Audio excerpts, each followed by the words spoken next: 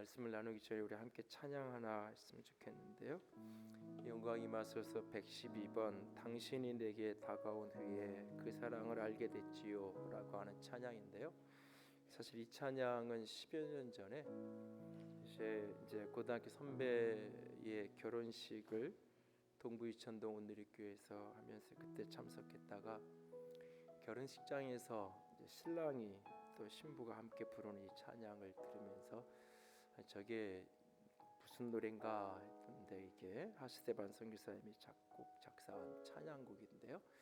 1절은 이 공동체 속에서 서로에게 하는 고백이고 사실 2절은 이제 부모에게 하는 고백이기도 해요. 그래서 당신을 떠나온 후에 그리움을 알게 됐지요. 기다려주고 믿어주었던 그 사랑을 잊을 수 없어라고 하는 이제 가정에 대한 그런 서로에 대한 고백이 담긴 찬양인데요. 동시에 이게 교회 공동체를 바라보는 찬양, 공동체 속에서 함께 서로를 향하여서 고백할 수 있는 찬양의 고백이 되었으면 해서 말씀을 나누기 전에 한번 먼저 찬양하고 말씀 나누기 원합니다. 당신이 내게 다가온 후에 그 사랑을 알게 됐지요. 나의 마음에 가르쳐준 것은 함께하는 소중한 사랑. 당신을 멀리 떠나온 후에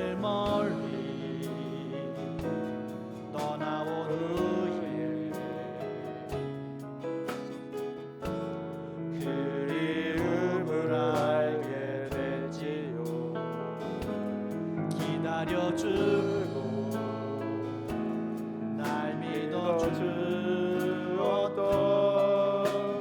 그 사랑을 잊을 수 없어. 당신이 곁에 있어준다면 나의 가는 길 함께 걸어간다면 그 사랑이 나에게 꿈을 주지요. 다시 시작할 수 있도록 당신이 곁에 있어준다면 당신이 곁에 있어준다면 나의 가는 길 함께 걸어간다면 그 사랑이 나에게 꿈을 주지요. 다시 시작할 수 있도록.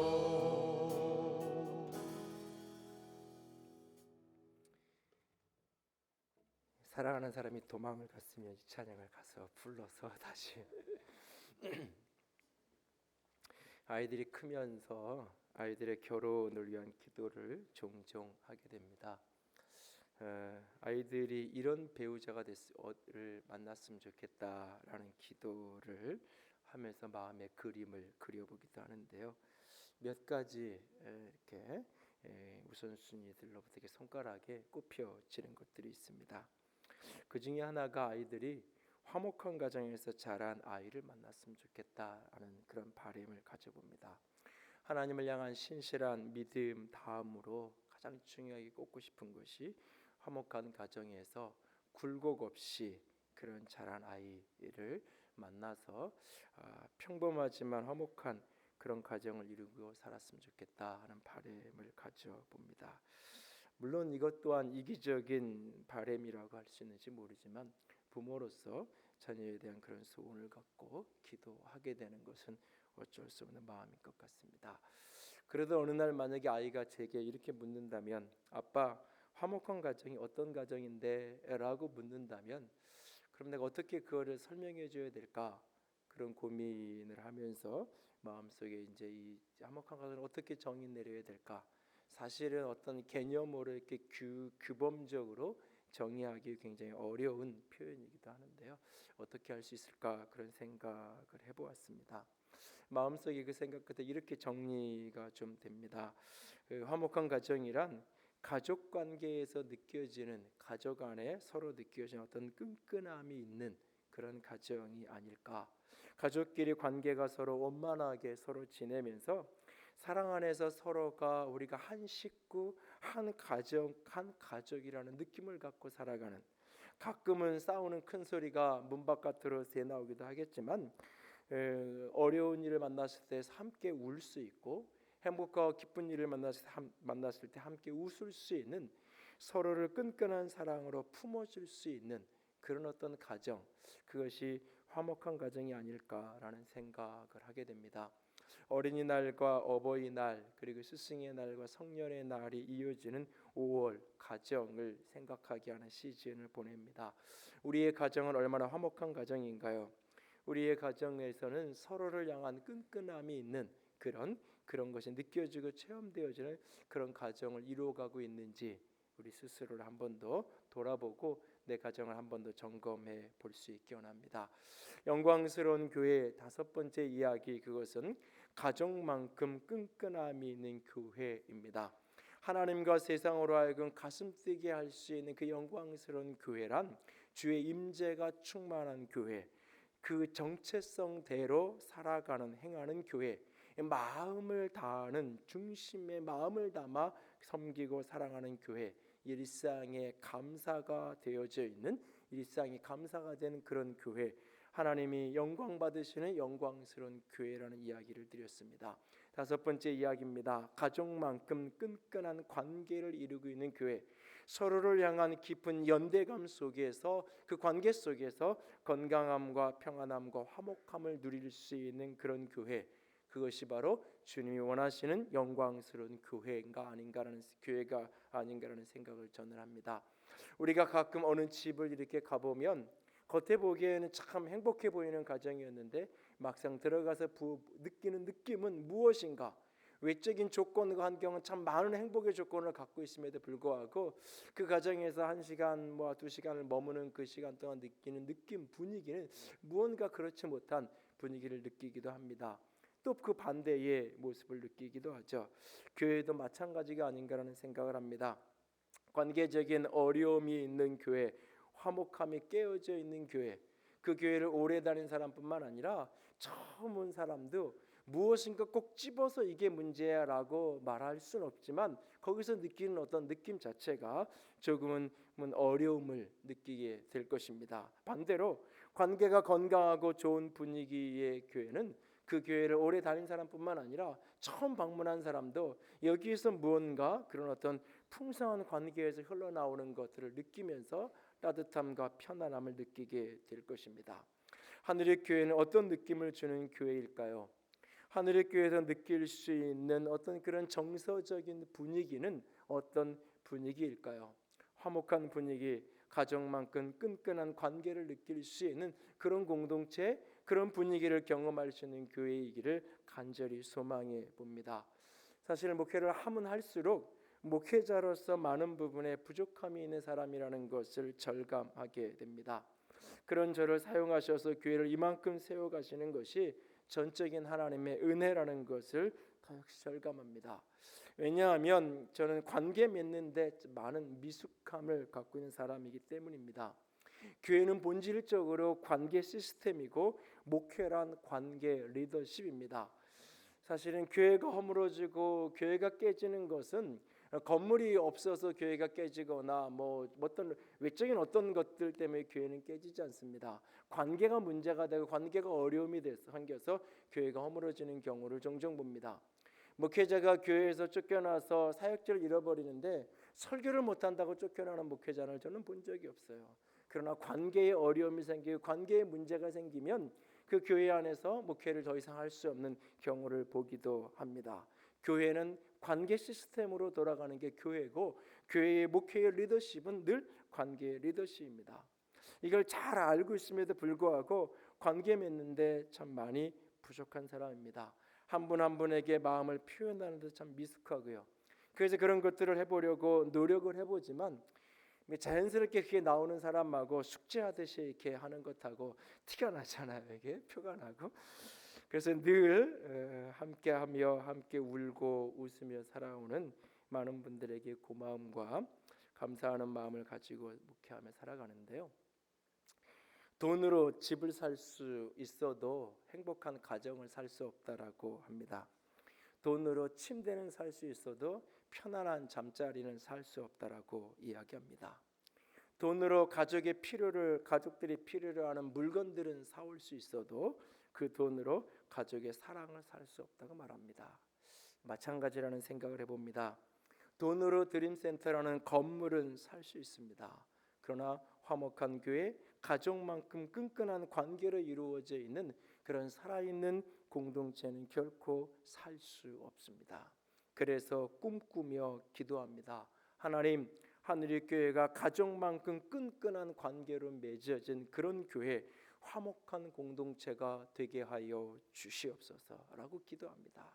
함께 동일한 기도로 기도하며 꿈꾸어 줄 수 있기를 부탁을 드립니다. 가족만큼 끈끈함이 있는 화목한 공동체를 이루려면 어떻게 해야 할까요? 교회론에 대한 전체적인 그림을 잘 그려주고 있는 오늘 본문의 이야기를 말씀을 통해서 몇 가지를 생각하기 원합니다. 첫 번째로 교회를 하나님의 가족으로 인식하는 것에서부터 출발해야 합니다. 화목한 공동체, 끈끈한 관계로 맺어져 있는 그런 교회는 어디서 시작되느냐? 교회를 하나님의 가족으로 이해하는, 교회를 하나님의 가족으로 인식하고 바라보는 것에서부터 그것이 출발합니다. 교회란 단순한 동호회가 아닙니다. 교회란 종교적 신념을 가진 결사체가 아닙니다. 교회란 하늘 가족입니다. 교회란 하나님의 권속이라는 깊은 유대감, 연대감, 이것이 내면화되어 있는 사람들이 많을수록 그 교회는 건강한 교회요, 그 교회 안에서 진정한 화목함은 끈끈함을 경험하게 되어질 것입니다. 오늘 본문 19절 말씀을 보시기 원합니다. 함께 같이 읽을까요? 19절. 그러므로 이제부터 너희는 외인도 아니요 나그네도 아니요 오직 성도들과 동일한 시민이요 하나님의 권속이라. 유대인이냐 이방이냐 상관없이 예수 안에서 하늘나라 시민, 하나님의 권속, 여기 권속이라는 단어는 식구, 가족, 가문 이런 뜻이에요. 하나님의 가문, 하나님의 식구, 하나님의 가족이라는 표현입니다. 교회란 하늘 가족 공동체입니다. 교회란 하나님을 아버지로, 그리고 그 가정의 맏아들이 예수님으로 그렇게 함께 어우러져 함께 살아가는 공동체, 그것이 교회입니다. 그래서 어느 날 예수님은 자신의 육신의 어머니 마리아와 육신의 형제들이 자신을 찾아왔을 때 이렇게 말씀하십니다. 마태복음 12장 50절 같이 읽습니다. 누구든지 하늘에 계신 내 아버지의 뜻대로 하는 자가 내 형제요 자매요 어머니이니라 하시더라 라고 말씀합니다. 아버지의 뜻대로 행하는 자가 나의 형제고 내 가족이다. 새로운 가족관계, 하늘 가족을 이야기하세요. 로마서 8장은 예수님을 구원받은 우리의 맏아들이라고 소개합니다. 로마서 8장 29절도 같이 읽습니다. 하나님이 미리 아신 자들을 또한 그 아들의 형상을 본받게 하기 위하여 미리 정하셨으니 이는 그런 많은 형제 중에서 맏아들이 되게 하려 하심이라 말씀합니다. 그렇습니다. 교회된 우리는 하늘 가족입니다. 하나님을 아버지로 그리고 맏아들을 예수님으로 하며 함께 살아가는 공동체, 함께 어우러져서 함께 살아가는 하나님의 권속, 하나님의 가족, 그것이 교회입니다. 피는 물보다 진하다고 말하고 있고 피는 못 속인다고 말합니다. 가족은 티가 난다는 거예요. 피는 못 속인다는 결국 가족인 것이 어떻게든 감추려고 해도 감추지 않고 그 닮은 모습이 드러난다는 것입니다. 본문 13절 말씀은 우리를 그리스도의 피로 맺은 가족 지체라고 말하고 있어요. 그리스도의 피로 우리가 가까워졌다라고 말하고 있습니다. 여러분, 하늘의 교회는 예수 그리스도의 피를 나는 가족 공동체임을 오늘도 잊지 않기를 원합니다. 아니, 진정 우리는 교회를 어떤 시선으로 바라보고 있나요? 진정 교회를 바라볼 때 하늘 가족으로 내가 바라보면서 대하고 있나요? 제가 고등학교를 졸업하고는 신학대학을 바로 가겠다고 얘기했을 때 저희 아버님은 사실 생활하시면서도 조금 못마땅해 하셨어요. 그냥 다른 일반 전공을 했으면 하는 바람이 있었는데 그 이야기를 이제 그 아버님 형님에게 그 둘째 형님에게 이렇게 이야기를 이렇게 나누었다는 얘기를 나중에 들었는데 그 큰아버님은 그때도 신앙생활 안 하셨고 사실 지금도 이제 80이 넘으셨는데 아직도 이제 신앙생활 안 하셔서 제 개인에게는 기도 제목인데 아직도 신앙생활 안 하시는데 이렇게 뭐 투덜거리는 이야기를 이제 동생이 이렇게 하니까 큰아버님이 저희 아버님에게 이렇게 얘기하셨다 그래요. 야, 우리 동네 교회 목사님 보니까 차만 좋은 거 타고 다니더라. 그냥 하고 싶은 거 하게 둬라. 저희 믿지 않으시는 큰아버님 눈에 비친 교회는 그냥 사업체고 그 교회 목사는 사업장에 뭐 이렇게 사장이든지 리더든지 뭐 그렇게 이해를 하셨던 거죠. 결혼 정년기에 딸을 둔 권사님이 딸에게 이야기합니다. 야, 너 이제 올해부터는 강남에 있는 저 큰 교회 청년부로 교회 좀 옮겨서 그쪽으로 좀 다녀라. 거기서 조금 좋은 남자 만나서 하나 건져가지고 우리 교회 도저히 눈씻고 봐도 내가 결혼할 사람이 없을 것 같으니까 거기 가서 좀 한 사람 만나서 그리고 결혼하고 그리고 다시 그때 우리 교회로 와라. 이 권사님에게 교회란 우리 딸 시집 보내야 되는 어떤 인맥을 만들어야 되는 그런 공간일 수 있겠죠. 저는 하늘교회에서 배울 거 다 배웠어요. 그러면서 한 분이 교회를 옮겨가시면서 그런 얘기를 하세요.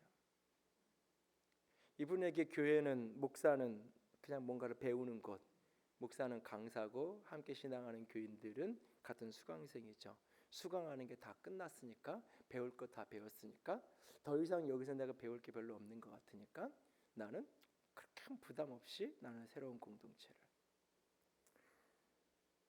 어떤 분은 저는 봉사할 수 있는 교회를 좀 찾고 싶어요. 그래서 조금 작은 교회 그래서 내가 가서 많은 봉사를 나는 할 수 있는 그런 교회를 좀 찾고 있고 그런 교회를 만나면 저는 그런 교회를 갈 거예요.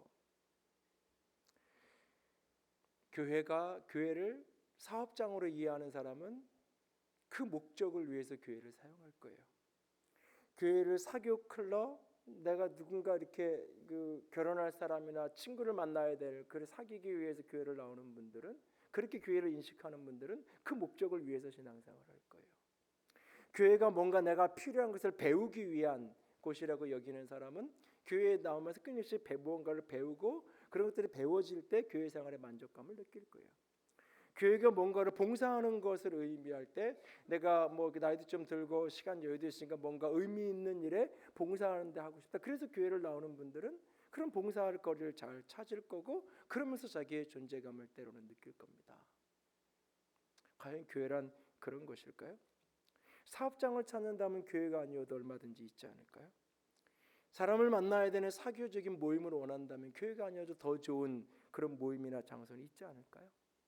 강연을 들을 수 있고 뭔가를 배우기 원한다면 요즘 같은 시대에 굳이 예배당까지 모이지 않고도 교회에 속하지 않고도 얼마든지 인터넷이나 자유롭게 배우고 들을 수 있는 게 얼마든지 있지 않나요? 뭔가 의미 있는 봉사를 원한다면 교회가 아니어도 봉사할 수 있는 의미 있는 공간들은 우리 주변에 얼마든지 있지 않을까요? 교회가 왜 화목한 공동체가 되어야 되느냐? 교회가 왜 관계 공동체가 되어야 되느냐? 그 출발선은 내가 교회를 어떻게 이해하고 있느냐, 어떤 시선으로 교회를 인식하고 있느냐로부터 출발하는 거예요. 교회는 나에게 뭔가 배움의 장소예요. 그렇다면 내가 뭔가 배우는 곳만 찾아가고 그걸로 나는 족한 거예요. 굳이 다른 사람하고 관계를 할 필요가 없어요. 내가 배우는 거에 내가 교회를 이해하는 것이 그거니까. 여러분이 교회를 어떻게 이해하고 있는지, 교회를 하나님의 가족으로 하늘 가족의 공동체로 이해할 때 그렇게 인식하기 시작할 때 이것 어떻게 하면 이것을 화목한 공동체, 끈끈한 관계 공동체를 이루어갈까 하는 것에 나 자신을 헌신하게 되고 같이 이루어가게 돼 있는 거예요. 교회란 하나님의 가족 공동체, 그것이 바로 교회입니다. 그래서 시편 133편에 보라 형제가 연합하여 동거하며 어찌 그리 선하고 아름다운고 하늘 아버지가 이 땅의 교회를 보시면서 가장 행복해하고 뿌듯해하실 것 중에 하나가 뭐냐면 교인들이, 교회 성도들이 함께 화목한 거예요. 함께 연합하며 기뻐하며 아름다운 모습을 나누는 그 모습을 보면서 하나님이 가장 행복해하시고 감격해하시고, 거기에게 바로 그 속에 하나님이 복을 명하셔서 영생을 주시겠다라고까지 시편 133편 우리에게 말씀하고 있어요. 교회는, 하늘의 공동체는 하나님의 가족, 하늘 가족 공동체입니다. 끈끈한 가족만큼 끈끈한 관계 공동체를 만들어가기 위해서는 그 출발은 우리의 교회를 바라보는 시선, 인식부터 새롭게 해야 됩니다. 하나님의 권속, 하나님의 가족의 교회라는 인식을 오늘도 놓치지 않기를 부탁을 드립니다. 두 번째로, 가정만큼 끈끈한 공동체, 그 교회를 이루어가기 위해서는 교회의 문제를 인정하고 풀어가야 합니다. 교회 안에 관계적인 문제가 있다는 것을 인정하고 그것을 풀어가는 공동체, 그것이 바로 건강한 공동체고 끈끈한 관계 속에 함께 가는 화목한 공동체입니다. 이효른 선생님의 그 글 가운데 오래전에 이분이 불란서를 갔을 때 했던 한 경험을, 일화를 이렇게 짧게 소개하는 경험이 인용이 되던데요. 어느 날 이렇게 공원을 이렇게 갔다가 자기를 이렇게 도와주었던 한 유학생과 같이 공원을 산책을 갔는데, 이 사람들이 참 이렇게 부부들이 어린 아이들을 데리고 와가지고 아주 다정하게 휴식을 취하는 모습들을 보는 거 보면서 너무 이렇게 마음이 좋았던 거예요. 그래서 이렇게 함께 있었던 유학생 친구에게 한국인도 저런 걸 좀 배워야 된다고, 요즘에는 배울 것도 없을 것 같은데 다 공원 가면 그렇게 하는데 아마 좀 오래된 것 같아요. 언제나 남자는 남자들끼리 돌아다니며 술을 마시고 여자는 여자들끼리 개모임하러 돌아다니고, 그러니까 부모는 있어도 아이들은 밤낮 고와 같지 않냐고 그러면서, 그런데 저들은 이렇게 일요일 날 이렇게 어디를 보든지 전부 이렇게 부부들이 어린 아이들과 함께 나와서 이렇게 한가로이 휴식을 취하는 모습을 백화점을 가도 보고 길에도 보고 온통 이런 모습을 보니까 너무 좋다고 이야기합니다. 옆에 있던 유학생 친구가 웃으면서, 선생님 잘 모르셔서 그래요. 저게 뭐 하는 것인지 아세요? 오늘이 선생님 첫째 주 일요일인 거 아세요? 의아해서 그게 무슨 얘긴데, 씁쓸한 표정의 유학생은 이렇게 답을 합니다. 여기서는 부부들이 이혼할 때 앞으로 언제 애를 만나느냐 하는 것을 정하는데, 대개 아이를 만나는 면회일이 그달 첫째 주 일요일이에요. 오늘이 바로 그날이에요. 선생님, 다음 주에 한번 여기로 와보세요. 어떤 풍경일지. 내면을 모르고 볼 때는 참 좋아 보였는데, 우리나라가 이런 것을 배웠으면 좋겠다고 생각했는데, 이 사연을 알고 나서 보니까 전혀 다른 모습이죠. 교회도 마찬가지예요. 멀찍이서 보면 다 좋아 보여요.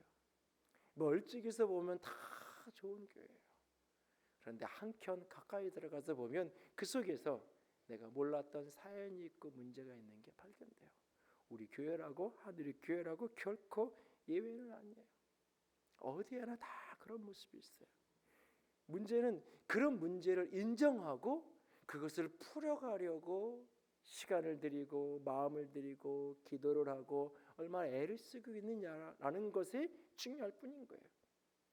이 땅에 문제가 없는 교회, 문제가 없는 가정은 존재하지 않아요. 아니, 그것은 불가능해요.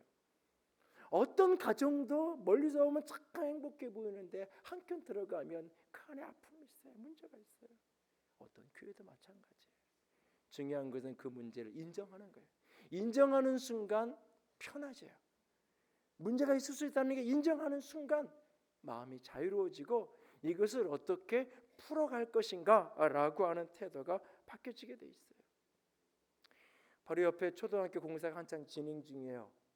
4층에 제 방에서 이렇게 내려다보면 저기 도대체 뭐 하려고 저기 저런 걸 쌓아놨을까 싶어요. 한 일주일이 지나고 한 달 정도 지나 그래서 저기를 저렇게 했구나라고 이렇게 이해가 돼요. 아직도 제가 위에서 내려다보면 이해가 안 되는 게 있어요. 근데 아마 또 한 주간이 지나면 이해가 될 거예요. 왜? 아직 공사 중이기 때문에 그래요. 공사 중이기 때문에. 하나님은 교회가 공사 중이라고 했어요. 이 땅에서는 교회가 완성된 걸 볼 수 없어요. 여전히 이 땅에 있는 모든 교회는 공사 중에 있는 교회예요. 그것을 오늘 본문 22절에 이렇게 그것을 설명하고 있어요.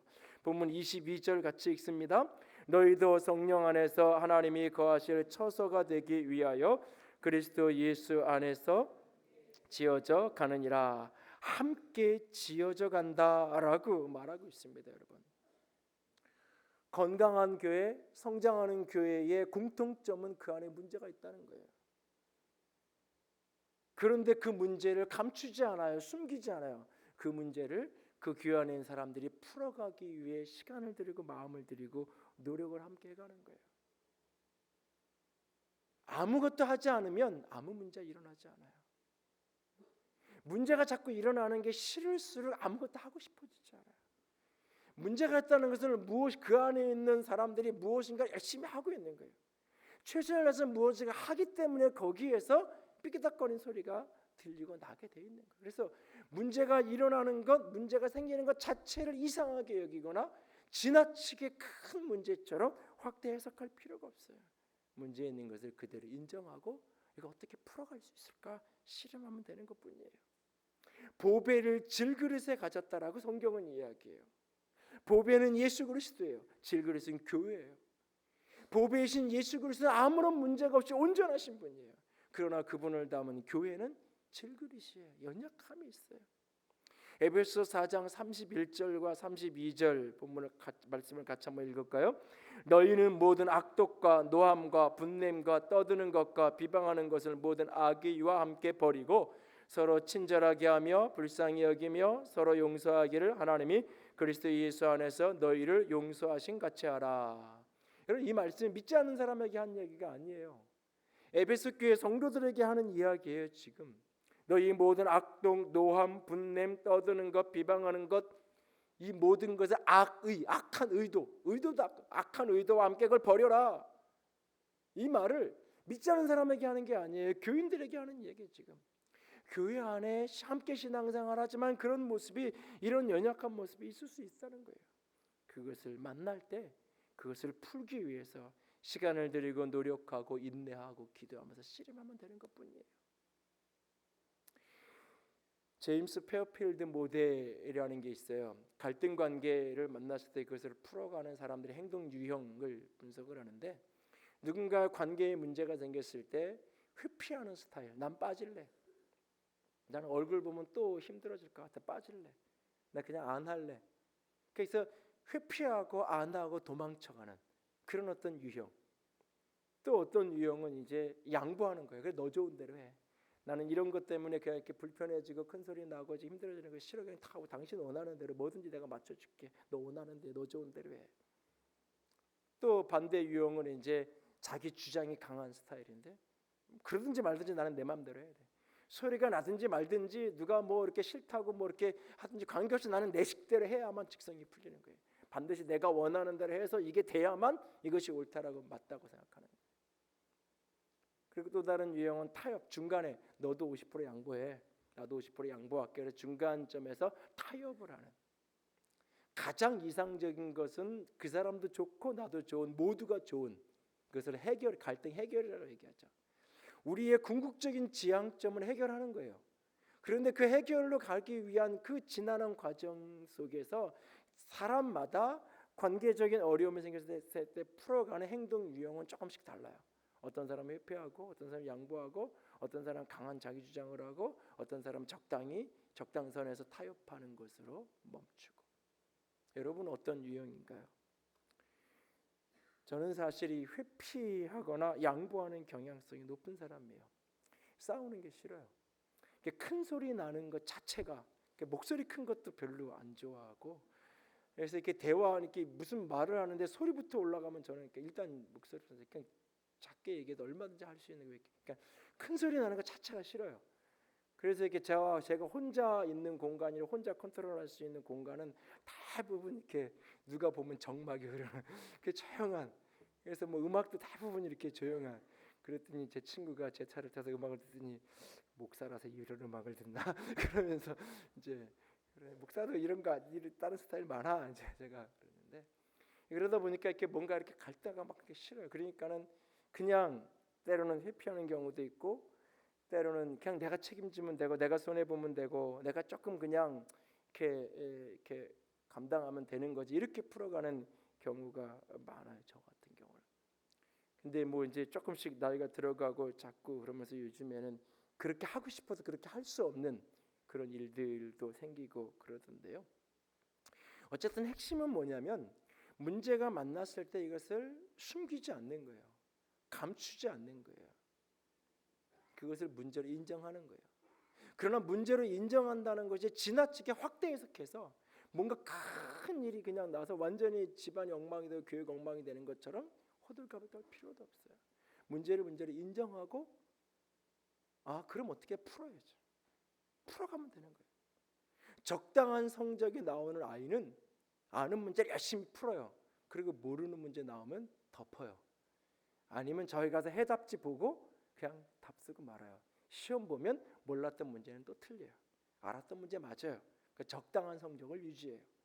그런데 최고의 성적을 원하는 아이는 그 모르는 문제 적당히 넘어갈 수 없어요. 쉽게 답안지 보고 그냥 이렇게 답만 체크해서 가면 선생님한테 안 혼나고 하겠지만 그러고 싶지 않아요. 내가 그걸 알아야 돼요. 밤을 지새워서 그 문제를 끙끙 앓고 씨름하면서 풀어요. 그래서 풀어내요. 그러고 나면 시험장에 가서 그 문제를 만나면 그게 풀려요. 그래서 좋은 성적을 만들어내죠. 마찬가지예요. 하늘의 교회도 여기까지 오면서 많은 문제들이 있었어요. 함께 우리가 씨름하며 풀어가며 여기까지 왔어요. 앞으로도 또 문제가 있을 거예요. 아니 지금도 곳곳에 보면 분명히 문제가 있어요. 우리가 그런 문제를 만날 때 교회가 왜 이래? 아니에요. 그게 정상이에요. 그 다음에 그러니까 어떻게 이걸 풀어야 될까? 함께 풀어가자. 때로는 밤을 지새워 노력하고 인내하고 기다려주고 때로는 기도의 씨름 속에서 함께 풀어가는 공동체. 그것이 바로 끈끈한 관계 속에 살아가는 공동체예요. 그런데 우리가 그렇게 풀어가는데 안 돼요. 그래서 결국 하나님의 은혜가 필요한 거예요. 그래서 세 번째로 십자가와 성령의 능력을 더욱 갈망해 가야 돼요. 가족만큼 끈끈한 공동체를 위해서는 십자가의 능력, 성령의 능력을 끊임없이 갈망하며 가야 돼요. 같은 말, 같은 마음, 같은 뜻을 온전히 합하라고 이야기하고 계세요. 성경은 분명히 성령이 하나 되게 하시 힘써 지키라고 말해요. 그런데 현실 속에서는 그것이 잘 안 돼요. 노력하는데 애써 보는데 잘 안 될 때가 참 많아요. 그럴 때 자기 한계 속에서 우리의 한계 속에서 우리는 하나님을 바라보는 거예요.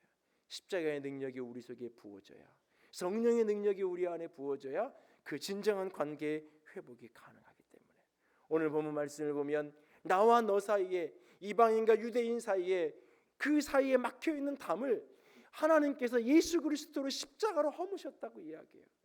오늘 본문에 막힌 담이 허물어졌다고 말하는 이 막힌 담은 하나님과 우리 사이의 담을 이야기하는 게 아니에요. 나와 너 사이에 이 담을 허물기 위해서 예수님이 오셨다라고 말씀하세요. 그 말씀의 절정이 16절이에요. 16절을 다 같이 읽습니다. 또 십자가로 이 둘을 한 몸으로 하나님과 화목하게 하려 하심이라. 원수된 것을 십자가로 소멸하시고 십자가로 이 둘을 한 몸으로 하나님과 화목하게 하신다. 예수님 때문에 우리가 하나님과 내가 죄인이었던 내가 하나님과 내가 화목해져요. 동시에 그런데 나와 하나님만 화목해지면 되는 것이 아니라 내가 한 몸으로 다른 공동체와 함께 하나님과 화목하게 원한다라고 말하고 있어요. 그래서 구약의 화목제사는 하나님과 화목하는 제물을 드릴 뿐만 아니라 그 제물의 일부를 거기에 제사한 사람들이 공동체에 함께 나누어 먹으면서 축제하며 잔치하는 게 구약의 화목제사인 거예요. 화목함이란 하나님과의 화목함으로 끝나는 게 아니에요. 그 화목은 반드시 공동체 속의 화목함으로 흘러가야 돼요. 이 일을 위해서 십자가에 그가 죽으셨다고 말해요. 우리의 화목함을 위해서 우리는 끊임없이 십자가를 바라보아야 하는 거예요. 한 목사님이 오스왈드 챔버스의 주님은 나의 최고봉이라는 묵상집을 묵상을 해가다가 이런 문장을 읽으면서 당황했다는 이야기를 해요. 예수님을 나의 구주로 영접한 이후 나는 어느 누구에게도 실망한 적이 없습니다. 도대체 이분이 어떤 분이길래 이럴 수 있을까? 사람들을 만나면 분노하게 되고 실망하게 되고 뭐 이렇게 그런 게 당연한 건데 정상인데 어떻게 이렇게 고백을 할 수 있을까? 충격 속에 씨름합니다. 그 다음 문장이 이렇게 이어집니다. 십자가에서 내가 얼마나 큰 죄인인지 알았습니다. 나는 어느 누구도 비판은커녕 실망할 자격도 없는 죄인입니다. 그러니까 십자가의 렌즈로 자신을 보고 십자가의 렌즈로 타인을 보기 시작하는 거예요. 십자가에서 내가 얼마나 참혹한 죄인이었는지, 그 십자가가 얼마나 내가 용서받을 수 없는 죄인인 나를 십자가의 사랑으로 사랑하셨는지, 십자가에서 죄인된 나, 그런 나를 사랑하신 그 사랑을 보고 나니까 그 십자가의 눈으로 내게 된 사람들을 보기 시작하니까 내가 도대체 누군데? 나는 너에게 실망했어. 너 그런 사람인지는 몰랐어. 그런 말할 자격조차 없는 사람이라는 것을 깨닫게 되고 알게 됐던 거예요. 십자가의 렌즈로, 그 눈으로 자신을 보고 타인을 보기 시작할 때, 누군가와 사이에 담이 생겼을 때에 십자가를 바라보고 그 십자가의 눈으로 서로를 바라볼 수 있기를 원합니다. 그 실망이 어느덧 안타까움으로 바뀌어지고 그 영혼을 품을 수 있게 될 것입니다. 나아가 본문 18절에 보면 우리가 십자가의 능력과 더불어서 성령의 능력이 덧입혀져야 된다고 말합니다. 본문 18절도 같이 읽습니다. 이는 그로 말미암아 우리들이 한 성령 안에서 하나님께 나아감을 얻게 하려 함이라. 한 성령 안에서 하나님께 나아간다. 성령이 우리 가운데 일하실 때 이해할 수 없었고 용납할 수 없었고 내 상식과 이성으로는 도저히 받아들일 수 없을 때 엎드려 기도합니다. 하나님께서 어느 날 그의 모습과 그의 마음을 보이십니다. 외로이 골방 한 구석에 웅크려 앉아있는 그의 외로움을 하나님이 보게 하십니다. 순간 그를 향한 분노도 이해할 수 없던 마음도 다 사라져버립니다. 그리고 한없이 그를 향한 긍휼의 마음이, 안타까운 마음이 밀려오기 시작합니다. 성령이 내 안에 일하실 때 성령의 가장 핵심적인 사역이 교통하는 것이라고 이야기했어요. 하나님과 우리를 교통케 하는 영, 동시에 나와 너를, 우리를 교통하게 하는 영, 그가 바로 성령이에요. 그 성령이 우리 가운데 충만하게 부어질 수 있기를 원합니다. 여러분의 가정에, 우리 교회 안에 십자가의 능력이, 성령의 능력이 가득해서 우리를 끊임없이 교통하게 하고 소통하게 하는, 그래서 가족만큼 끈끈한 그런 공동체를 만들어가고 그런 공동체적 관계에 누림이 있는 그런 우리 모두가 되어질 수 있기를 원합니다. 우리 모두는 하늘 가족입니다. 우리 안에 문제가 있습니다. 그 문제를 인정하고 함께 풀어갈 수 있기 원합니다. 그리고 내가 풀 수 없을 때 십자가를 바라보고 성령의 은혜를 구하면 그분이 풀어주시고 회복시켜 가실 것입니다. 그 은혜가 교회 안에, 그리고 여러분 가정에 늘 가득할 수 있기를 주님의 이름으로 부탁을 드립니다. 함께 찬양할까요? 설교 시작하면서 찬양했던 당신이 내게 다가온 후에 교회 공동체를 향한 소망을 가지면서 하나님의 교회가 이렇게 고백할 수 있는, 서로가 서로에게 고백할 수 있는, 함께 신앙하다가 이런저런 이유로 교회를 떠날 수밖에 없었던 분들이 또 이렇게 고백할 수 있는, 그렇게 함께하는 그런 공동체를 이루어가길 소망하면서 함께 찬양합니다.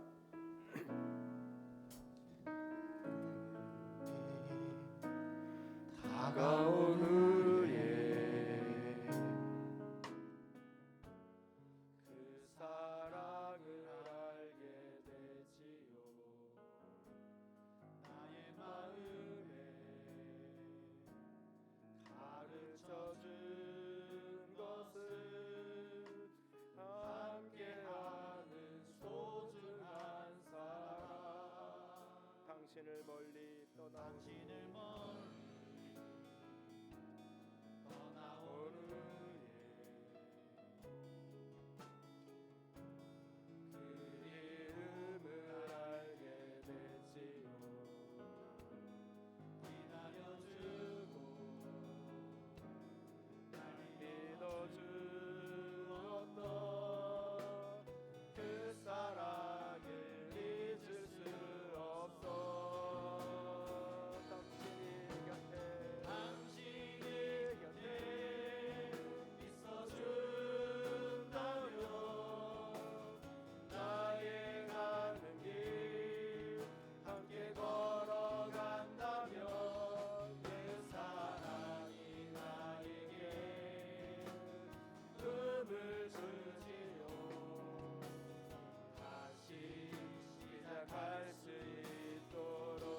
당신이 곁에 있어준다면 당신이 곁에 있어준다면 나의 가는 길 함께 걸어간다면 그 사랑이 나에게 꿈을 주지요. 다시 시작할 수 있도록. 이 시간 같이 기도합니다. 우리는 하나님의 권속입니다. 동시에 우리는 함께 지어져가는 과정 중에 있는 사람들입니다. 그래서 십자가의 능력이, 성령의 은혜가 우리에게 필요합니다. 그래야 우리 가정이, 우리 교회가 진정한 화목의 공동체, 끈끈한 관계와 맺어져 있는 공동체가 될 수 있을 겁니다. 주님 도우시옵소서. 주님 도우시옵소서. 같이 기도합니다. 사랑의 하나님, 영광의 하나님, 주님만을 바라봅니다. 주의 영광으로, 주의 사랑으로, 주의 생명으로 가득 아버지의 기름 부어 주시옵소서. 아버지의 영광으로, 아버지의 사랑으로 가득 채워 주시옵소서. 아버지, 우리의 공동체가, 우리의 교회가, 우리의 가정이 진정 아버지 사랑으로 부르고 사랑으로 하늘 수 있는 그런 공동체가 되기를 원합니다. 아버지, 도와주시옵소서. 우리의 연약함과 우리의 문제를 감추지 않겠습니다. 숨기지 않겠습니다. 그대로 인정합니다. 아버지, 도와주시옵소서. 내가 할 수 없는 그것을 능히 하시옵소서.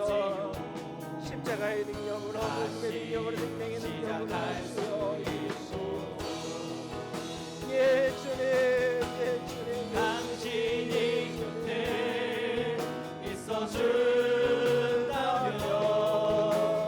나의 가는 길 함께 걸어간다면 그 사랑이 나에게 꿈을 주지요. 다시 시작할 수 있도록. 예 주님, 사랑합니다. 우리의 가정이, 그리고 우리 하늘교회가 가족만큼 끈끈한 관계 속에 함께 가는, 함께 살아가는 그런 공동체가 되기를 원합니다. 우리는 하나님의 가족입니다. 그러나 내 안에 있는 연약함이, 내 안에 있는 가시가 형제를 찌르기도 하고 형제의 가시가 나를 찌르기도 합니다.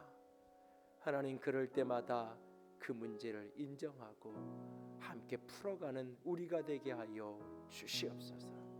우리의 힘으로, 우리의 능으로 풀려지지 않는 그 순간 십자가의 능력으로, 성령의 능력으로 풀어 주시옵소서. 주의 은혜를 구합니다. 주님만을 사랑합니다. 우리 주님 예수님 이름으로 기도드렸습니다. 아멘.